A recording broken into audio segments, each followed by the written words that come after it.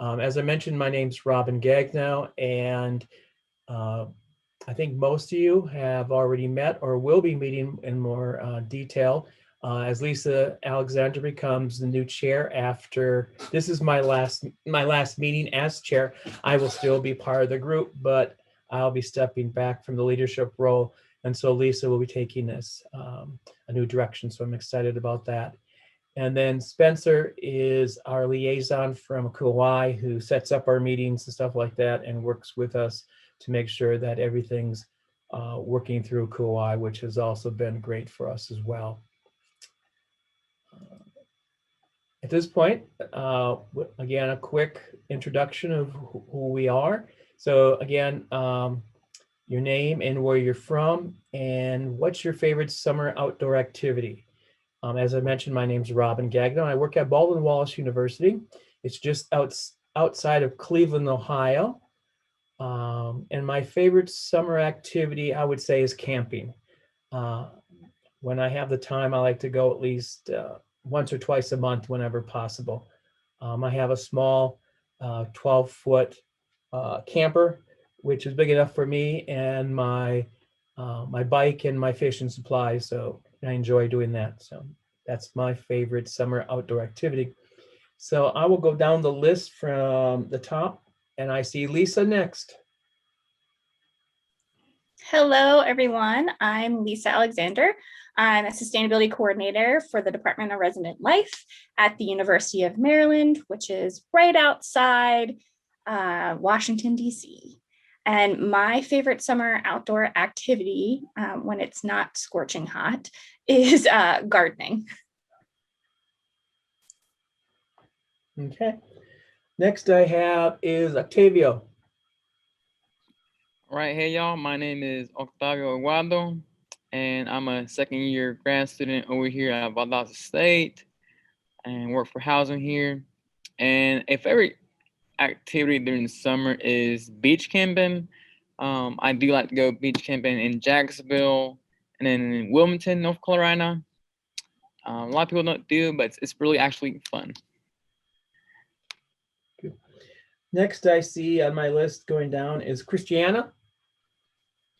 Howdy, y'all. I'm Christiana Bowles. I'm the Graduate Assistant Sustainability Coordinator for the Department of Residence Life at Texas A&M, and my favorite activity is to go swimming at the pool. Okay. Eric, you're next on my list. Hello, Eric Lideline, Director of Housing for University of Texas at Arlington. And I just finished building a stock tank pool. So right now, my favorite activity is to cool off with the grandkids in my stock tank. Well, it sounds like fun. And I think that with the weather that I've seen so far in the South, it's probably, I'm sure you're excited that you have a pool. I love to camp, but I don't do it in the summer in Texas. Yeah. Well, welcome, Eric. Thank you. All right, next on the list, again, I wasn't able to attend the Housing and Facilities Management Committee today. I had to help one of the assistant directors with some facility issues. But I'm guessing if they go with their standard protocol, their next conference call will be July 19th. And again, their time is 3 p.m. Eastern Standard Time. So they're an hour before us. And again, Teresa's very good at adding stuff to their online page. So I'm not sure if they had the meeting. I'm guessing they did because Teresa's pretty good about getting things out and having a meeting. So was anyone able to attend that meeting? Okay. Typically we have a liaison from that meeting who gives us an update, or I attend and give an update. So it doesn't look like we had anyone who attended. I know that when I sent the information out Friday, I got a lot of responses back that people were on vacation or would be out of the office and those types of things. So it's great that you guys have a chance to get out and spend some time with family and friends before it gets busy again. All right, just a quick update. They had this posted on the ACUHO-I page. They have the ACUHO-I APA Housing Facilities Conference scheduled for October 21st and 22nd. it's going to be a virtual conference again. A call for programs is July 7th. Registration is open. If you register by July 20th, there's some early discounts. They have both the individual and, again, the team access. And for those of you that are not sure of the team access, that gives, for one cost, it gives everyone in your department access to the conference. I know we did that here for ACUHO-I conference, which starts tomorrow. We did the team access, so I gave access to our whole Res Life staff to attend. So again, I should have put the link on there. I forgot all about that. But again, it's on the ACUHO-I page. So if you're interested, it sounds like I've never been to the conference. So this year it's going to be virtual. So I might be able to attend because the cost is pretty reasonable just for one person. So that's there. So if you're interested, there's information on that. And it's also on the ACUHO-I webpage as well. Next, some upcoming ACUHO-I webinars that ACUHO-I is sponsoring. Higher education and crucial role building a sustainable and circular economy. Again, it's Wednesday, June 30th, which is next Wednesday. It's from 12:30 to 1:30 Eastern Standard Time, and there's a link if you're interested in attending that as well. And then just a quick update. I'm almost done with the sustainability scene. Since we weren't able to get it out for spring, I put spring and summer, and by the next time you guys have a meeting, I'll make sure that Lisa has a copy to share with everyone. So we didn't get any additional articles, but I think the 3 we have will be fine enough to publish for the last one from me. So next is the topic for today is preparing for fall. I know for myself, I do flyers for the RAs to post on recycle, what to recycle and what not to recycle, information about, how, straws and where you can pick up things that are reusable, directions to like our Salvation Army and places like that. So if they want to buy stuff versus buying new stuff, they can do that. And then I'm working or updating our ACUHO-I, our eco-rep job description, because that changes because it focuses around our programming model. So it sort of coordinates with what the RAs do. And then last year I didn't get a lot of requests, but we have a first year experience class for all incoming freshmen. So I do a presentation on BW's sustainability programs and what other things we do on campus, like the different residence halls that are geothermal, which ones have solar panels, those types of things. So I do a presentation, so I'm updating that. And the big one now, as I go through the residence halls as part of my facility responsibilities, I'm going through and checking for damages for painting and stuff like that. And then I'm updating our recycling containers. And then I'm working with B&G to add additional what we call reverse osmosis water fountains in different locations, so it's more available. Because Berea has the worst water, and so we're trying to provide more so that our students have access to those. And then thanks to Christiana, I have Tret boxes that I need to put out again and get ready for the fall opening.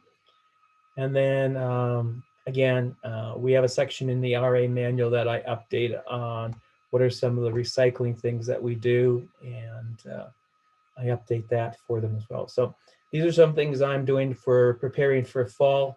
Do you want to also talk about some of the things that you're doing at your end? Robin, you mentioned thanks to Christiana about the Trex boxes. Was there some magical connection there that I don't know about? Yeah, she wrote an article about the Trex boxes. And so based on the article, I contacted Trex and they sent me boxes. So we use those for recycling plastic bags. Do they come and pick it up from you? Because Trex never does that with us. Well, they said they wouldn't do it to us. Or do you have to take them to a location? Yeah, I take them to our Giant Eagle, Got which it. is a half mile from campus. And again, we're not like Texas A&M, where I think Christiana talks about, you know, hundreds of pounds of plastic bags. I get probably one box filled every month, so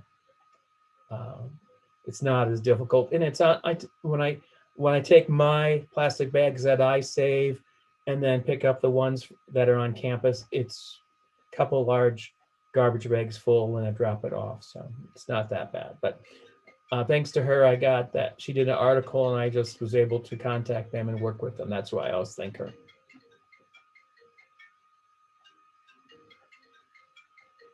Okay. Any other projects you guys are working on to get ready for opening or working with the different staffs? One of the things that I'm really excited about that's going to be happening this summer, but also hopefully forever, and it's something that's brand new. We just started retaining a lot of the materials that we collected during our Trash to Treasure program, those that were in good condition and still usable. And we're working with, we have a program on campus called Fostering Terp Success. And so they have like 15 to 20 students every year or sometimes every semester that, you know, have some basic needs issues. And so we're hoping to kind of fill the gap of the stuff portion of things that necessities and things that they may need, or maybe not even necessarily a necessity, but things that they would want that they may not be able to purchase for themselves. Things that include like mirrors, hangers, you know, lights, fans, those types of things. Our campus has a campus pantry. And then through the Fostering Terp Success program, they also have funding that helps out students that are having a variety of different insecurity issues on campus. So we're hoping that our portion, other than providing housing, as in housing and residence life, we can help out with some of the things that we collect in that program. I'd love for it to expand even larger, but right now I'm working with a smaller storage room that I filtered through all the stuff that we had. So we got like 400 plus different types of items that I was able to retain. And being that we were de-densified this year, that was really nice, but we were able to donate 1,900 pounds of food from our Trash to Treasure program to our campus pantry. So we're hoping to continue to do a lot more collections and maybe some more like clothing swaps and different types of things throughout the year, because we found that the students really like that type of community interaction and have really gravitated towards that. And so it'll also relate to me possibly trying to do some grants to be able to get more funding and some staff to be able to help with that. And then in the fall, I'm working with a student group on campus that I'm really excited about. Is they're going to put up boxes inside of our residence halls and do some collecting of clothes that people may not want. And they're going to work, it's one of their like gemstone projects. It's one of our honors teams. They're going to work on figuring out where those clothes should go. And so figuring out who are the local places where those things could go to, textile recycling, all that different types of stuff. So I'm looking forward to potentially having some really cool data that myself and the community staff can use in the future around those types of collections. So those are the two biggest things for me. Wow, seems like you have a lot on your plate to get ready for. The one thing that I see to find the most in the residence halls after students leave are those plastic hangers. I think I have about 150 plastic hangers. So if anyone has a lot many clothes and needs to hang something up, I'll send them to you. Hangers and bed risers. Yep. Lots of bed risers. Yeah, we have those too. All right. Any other big projects that you have that are going on that you want to mention? Yeah, Robin, I'd like to ask maybe this committee if they have any thoughts on a project I'm not actually a member of this committee, but I have an initiative on campus, knowing that we're going to be tearing down one of our older residence halls, and we have in that facility about 145 beds, dressers, and desks that are a little over a decade old, and it's Southwest Contract Furniture, so it's really high quality residence hall furniture, and I hate to see it end up in a landfill. It's valued at close to $200,000, and I can't seem to find a good way to reach the membership who might have interest, refurnishing one of their buildings, for example, with some high quality, gently used furniture. My initial thought when I saw this committee was, if the recycling committee had some kind of a Craigslist where universities could post, high quality used goods, and maybe others would, put it into use on their campus. I unfortunately don't have a place to save this furniture. We did something similar 2 or 3 years ago. We tore down an old residence hall, and it had the same furniture in it, and I was building a new one at that time. And we moved this furniture in, and students couldn't tell the difference between the old stuff and the new stuff. And, it was a great way to continue to get value from it without it ending up somewhere like in landfill. So I don't know, I just want to throw that out there, and maybe you have some ideas about how to better connect with membership on these sorts of opportunities. Okay. I can share, Eric, some of the things that I've done in the past, because I've been in the same boat, and I feel really bad when we have to put things in a dumpster. We use the Boy Scout camps in our area, and they took some of our beds. I worked, was it last week? I think it was last week. There's a company, it's organization's called Charity, and they took probably about 30 or 40 of my dressers and some of my old desks. We also have it's a Cuyahoga County furniture store that comes and picks stuff up. And then there's a organization out of near Western Virginia that provides furniture for families that are in the Appalachian Mountains, and they always come by and pick up desks and dressers, chairs, and stuff like that. You might want to look at some of your nonprofits in your area. They've always been good about taking some of my stuff.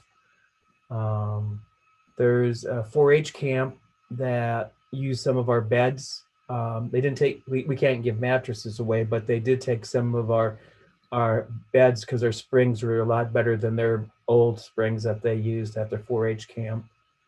You might want to check with some churches. They might have families that could use some of those items, if that helps. Yeah, and to that point, all those solutions sound like they would end up with a donation, basically, of the goods, and it was kind of our hope that we might recover some value from this furniture, given the quality and expense of it. I had 3 campuses in our region that said they were interested, but when the time came to bid on it, none of them submitted bids. And to some degree, I know that's because of COVID, and they just had other priorities with where their money was going to go. But, that's why I was hoping maybe the association might,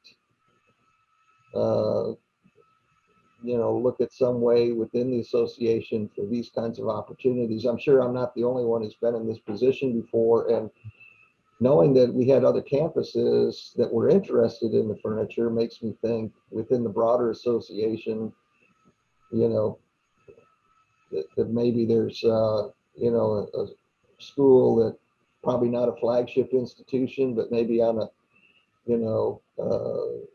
second or third tier, looking for something that represents good value, it would help this, valuable asset stay within the university community. Yeah. Well, I'll ask Lisa to follow up with Josh, who is our liaison to the ACUHO-I board. Okay. And so maybe they can start looking at that, because I think you're right. Over the years, I've been at different institutions, and we had a difficult time trying to find a good home.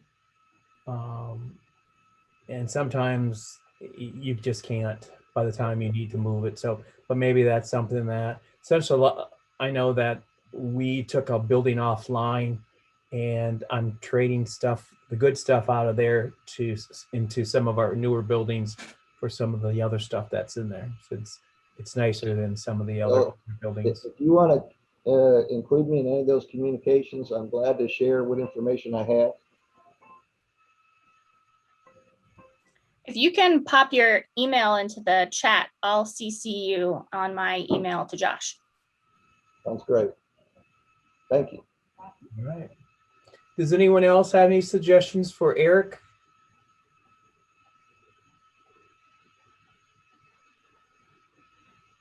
Eric, thank you for bringing that up. I think that is a very worthwhile project to think about, because I think it's something most institutions are dealing with right now, because some of them are downsizing because of a number of students not coming back to campus and living at home. Okay. All right, is there anything else that we want to bring up today? I did get some stuff that I did go on the College and University Recycling Coalition, and they have some upcoming webinars.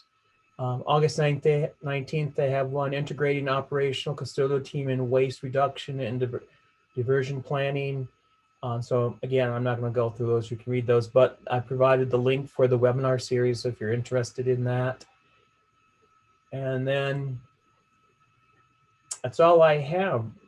Thought I had more, but I guess I'll turn it over to Lisa, because at this point she'll be taking over where I'm leaving off. I'm guessing, Lisa, do you want to stay? Well, I'll just turn it over to you and let you take over. I wasn't necessarily prepared to take over, but that's fine. As you can see on the screen, not sure when our next meeting will be, but I'm gonna be meeting with Josh in the next week or so to talk, who's our exec board member for ACUHO-I liaison. I'm going to be meeting with him, and then we're going to discuss kind of like where we're going to go for the future of the group. What are some things we'd like to do, how we want to engage folks, things like that. So if you have any ideas about what you would like to see, what would keep you coming back to this committee, how to get more people involved, feel free to share right now. You can pop it in the chat. You're welcome to send me an email. I don't know if anyone has thoughts at the moment about that topic, but I'd love to hear that, because that will definitely help us, provide more of a direction. My general thoughts, just so folks are kind of knowledgeable about where I kind of stand with sustainability, is I see sustainability from the realm of all of the aspects. So social, economic, environmental. Particularly right now, I'm very invested in the social aspect, because I don't think that housing and residence life a lot of times realizes how much that is their bread and butter, is social sustainability. And so really helping the organization understand how you fit into sustainability a lot more, and recognizing that on a regular basis.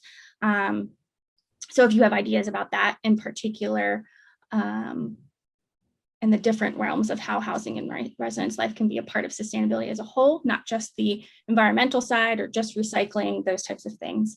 That's kind of where I'm coming from with this, so pretty broad. Any thoughts? For those that, like Eric, typically this month in June and July and August are months that we typically don't have as many members attending because of vacations and stuff. So Typically we have more members attending, but again, it's a little difficult when people, I don't want them to give up their vacation for one of our meetings because we'll catch up with them at another time. But again, I'm looking forward to Lisa stepping up and taking the reins. She has a strong sustainability background, which I think will help a lot in the future. All right. If there's nothing else, again, I just want to say thank you. And again, enjoy the rest of June, because July looks like it might be pretty warm. So have a great day and be safe. Thank you. Take care, everybody. Bye, everyone.